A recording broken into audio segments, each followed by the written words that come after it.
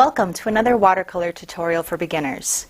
Today we're going to be painting seascapes, and it's going to be a process that looks complicated at first, but I'm going to show you how to break it down step by step to make it approachable and very doable even for the beginner. So let's get started. To get started on our seascape, we're going to start by drawing the boat on the paper and protecting that with masking fluid. This is the reference that we're working from. The line of the horizon where the water meets the sky is just razor sharp. So draw that in with the T-square, and then it's a good idea to protect it with tape. I'm just going to use some masking tape right over the top like this. Okay, then the first thing that we're going to paint is the sky. Like I said, it has these big fluffy clouds. So the way that I like to paint those is to draw them in place first with a pencil and then mix up the sky color, and I'm going to work on dry paper, but I need to work fairly quickly, so I'm going to get a 1-inch flat brush and a largish round brush. Get both of those ready and wet, and then mix up a puddle of the blue that matches what I see on the board, and then color match those with a piece of scrap watercolor paper. And then I'm going to start by outlining the clouds with my round brush. This is delicate work. That's why I like to have a pencil line in here to give me a good guide.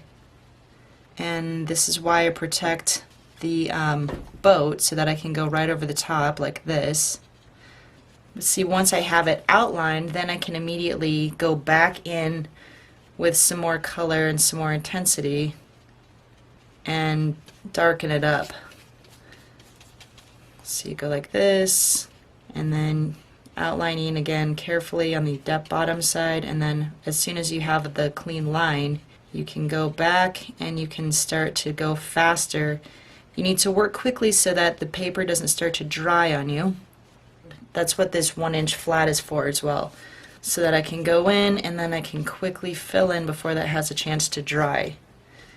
Down here the color is quite a bit lighter, so I can just give an indication of that color here and then fill in.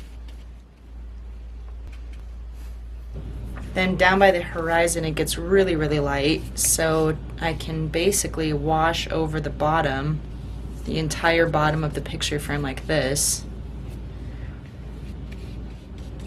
And then while that's still wet, you can take a paper towel and with these small clouds that are at the bottom edge, just pluck them out with the little paper towel like this, which is fast, and if they're low to this horizon they're not going to be quite as dark, quite as bright.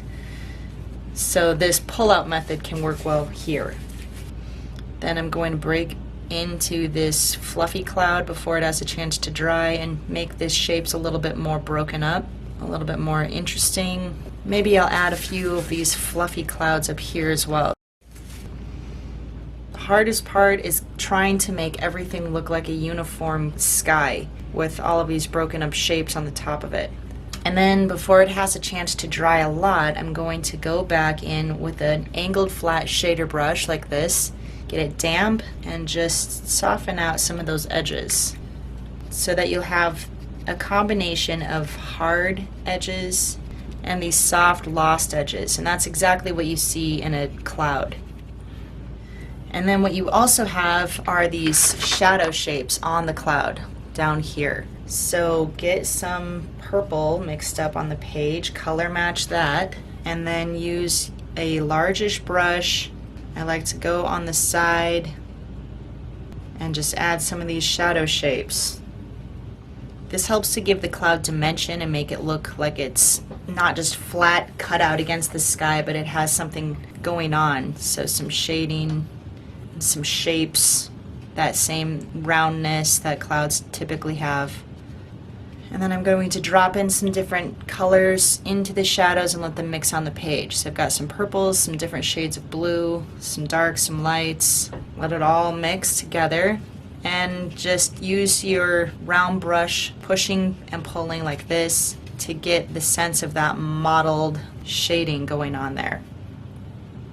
And I see a little bit of that happening on this cloud over